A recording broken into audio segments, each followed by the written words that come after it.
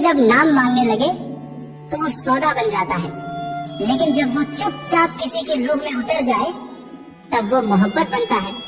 और यही मोहब्बत अब चंदर की सांसों में घुल चुकी थी।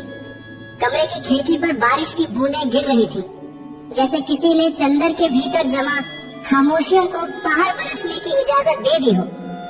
सुधा अब पहले जैसी नहीं रही थी।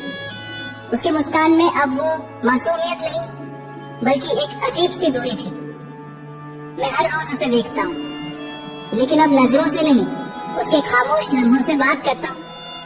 मैं जानता हूँ वो मुझसे कुछ कहना चाहती है, और शायद मैं भी, लेकिन हमारे बीच एक चुप्पी है जो दोनों को बोलने नहीं देती। उस रात चंदर ने अपनी डायरी खोली और लिखा, मैं सिर्फ सुधा का था, लेकिन ये बात मैं खुद को भी नहीं कह पाया। मुझे डर था कहीं जो पास है वो नाम मिलते ही दूर न हो जाए।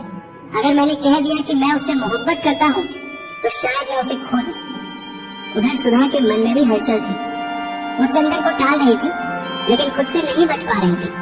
उसे चंदर की आदत हो गई थी, और सबसे बुरी चीज होती है किसी इंसान की आदत बन जाना, जब वो इंसान खुद भी न जानता हो कि वो तुम्हें चाहता है या नहीं। अगली दोपहर जब चंदर सुधा से मिला, उसने बस इतना कहा, तो ठीक है ना? सुधा मुस्कुराई, एक अधूरी मुस्कान जो चीख रही थी। मैं ठीक नहीं हूँ, लेकिन कह नहीं सकती। और चंदर ने भी वही किया जो अक्सर मोहब्बत में लोग करते हैं। वो कुछ समझकर भी अनजान बन गया। वक्त गुजरता रहा, पर एहसास वही अटका रहा, बिना नाम, बिना इजहार, बस रूह की आवाजों में गूंजता रहा।